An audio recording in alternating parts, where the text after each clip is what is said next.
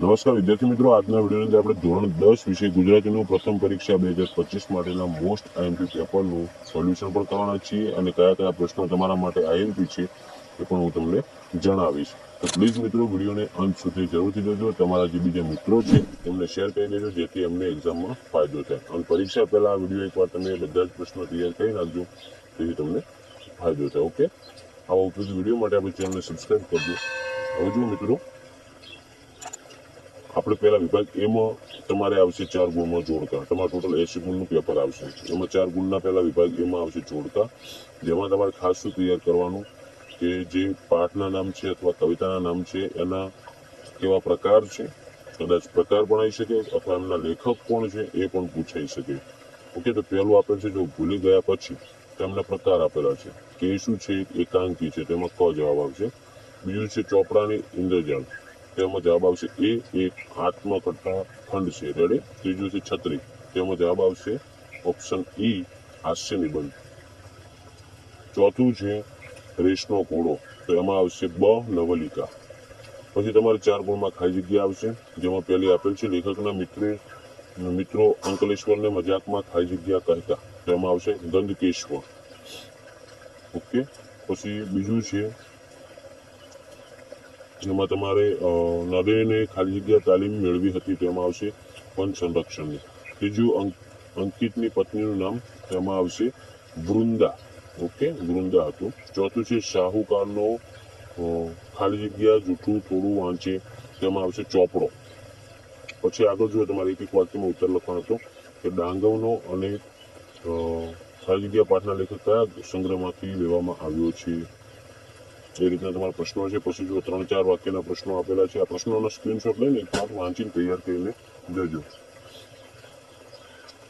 પછી આગળ વિભાગ બી, એમાં પણ તમારે સેમ જોડકા જ આવશે, જેમાં પહેલું આપેલ છે જો શીલવંત સાધુને, તેમાં જવાબ આવશે ડ ગંગા સતી. બીજું છે હું એવો ગુજરાતી, એમાં જવાબ આવશે ઈ, જેનું નામ છે વિનોદ જોશી. ત્રીજું છે માધવને દીઠો છે ક્યાંય, એમાં જવાબ આવશે હરીન્દ્ર દવે. જો મેં તમને આગળ જણાવ્યું એમ, તો એનો પ્રકાર અથવા એના લેખકના નામ પૂછાશે. ચોથું છે વૈષ્ણવજન, તેમાં આવશે બ નરસિંહ મહેતા. હવે આગળ જો તમને ફરી એમાં ખાલી જગ્યા પૂછેલી છે, એક તમારે ગદ્ય વિભાગ આવશે ને એક આવશે પદ્ય વિભાગ, જે પાઠ અને કવિતાઓના આધારે હશે. પહેલું છે કવિની દ્રષ્ટિએ સૌંદર્ય ખેલવું, તો એના અંદર આવશે માનવતા. બીજું છે શીલવંત સાધુનો અર્થ, તો એનો થશે ચારિત્ર્ય. ત્રીજું છે રાત રાણી ખાલી જગ્યાથી નહાય છે, તો એમાં આવશે ઝાકળ. કવિ વિનોદ જોશી હોવાનું ગૌરવ અનુભવે છે, તો એમાં આવશે ગુજરાતી. પછી એક વાક્યના, 3-4 વાક્યના અને મુદ્દાસર 10-12 વાક્યના આ બધા જ પ્રશ્નોનો સ્ક્રીનશોટ લઈ લો અને તૈયાર કરીને જજો. આગળ વિભાગ સી આવશે, વ્યાકરણ વિભાગ, જેમાં તમારે સાચી જોડણીની શોધીને લખો. પછી સંધિ છોડો, પછી સંધિ જોડો, આ રીતના પ્રશ્ન આવશે. જેમાં પહેલું જો આશીર્વાદ છે તો એની સાચી જોડી થશે. બીજા નંબરમાં જે ટીક કરેલું છે ખોટું છે, એની આગળ જે છે ને પહેલું આશીર્વાદ એ આવશે એની અંદર, બરોબર. પછી બીજું છે ક્ષિતિજ, તો એમાં આવશે છેલ્લું જે દેખાય કૌંસમાં ક્ષિતિજ. પછી બીજું છે સ્વચ્છ, એની શબ્દની સાચી સંધિ છોડવાની છે, તો સુ વત્તા અચ આવશે એમાં. ઓકે, તેમાં સુ વત્તા અચ આવશે. ત્રીજું છે રાવણ વધ, શબ્દનો સમાસ ઓળખો, તેમાં આવશે તત્પુરુષ. પછી ચોથું છે નીચે આપેલ બંને શબ્દના જોડણી ભેદ અર્થ જણાવવાના છે, તો એમાં આવશે જુઓ ખાદ્ય છે, એમાં શું થશે ખાદ્ય અને અનાજ આવશે. જે ખાદ્ય વાળું દેખાય એ એનો સાચો જવાબ થશે. પાંચમો છે મારા દીકરાને રેસના ઘોડાની જેમ દોડાવે છે, વાક્યમાં અલંકાર, તેમાં આવશે મિત્રો ઉપમા અલંકાર. છઠ્ઠું છે સામાજિક શબ્દમાં કયો પ્રત્યય રહેલો છે, તેમાં આવશે પર પ્રત્યય. સાતમું સમાનાર્થી શોધીને લખવાનું હતું ગીરા, તો એનું સમાનાર્થી થશે વાણી. આઠમું માનવી સંજ્ઞાનો સાચો પ્રકાર શોધો, તેમાં આવશે મિત્રો વ્યક્તિવાચક. નવમું છે રૂઢિપ્રયોગનો અર્થ, તુવા ટૂંકુવા થવું. પછી કહેવતનો અર્થ છે શબ્દમાં સમૂહ માટે એક શબ્દ છે. પછી વિરોધી શબ્દ લખવાનો છે. પછી કર્મણીમાં ફેરવવાનું વાક્ય આવશે, તળપદાશિષ્ટ સ્વરૂપ આવશે. આ બધા જ પ્રકાર તમારે વ્યાકરણમાં તૈયાર કરીને જવાના.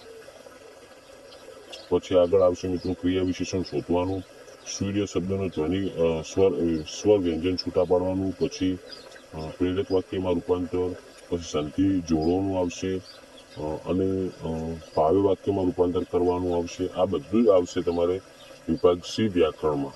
ઓકે, આગળ આવશે વિભાગ બી લેખન વિભાગ, જે આઈએમપી વિભાગ છે. એમાં જુઓ, પહેલા તમને બે આપેલા છે, એમાં તમારે જે પંક્તિઓ આપેલ છે ને એનો અર્થ વિસ્તાર કરવાનો રહેશે. પછી તમારે બમાં જુઓ આપેલ છે અહેવાલ લેખન, કમાં આપેલું છે ફકરો છે, અને ત્રીજા ભાગમાં સંક્ષેપ કરી અને લખવાનો.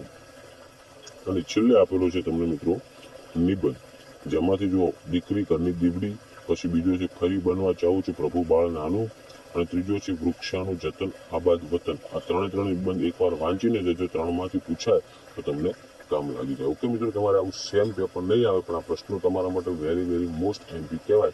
તો આ પ્રશ્નો એકવાર પરીક્ષા પહેલા વાંચીને લેજો. તો મિત્રો, આ તો આપણે ગુજરાતીનું પ્રથમ પરીક્ષા 2025 માટેનું આઈએમપી પેપર.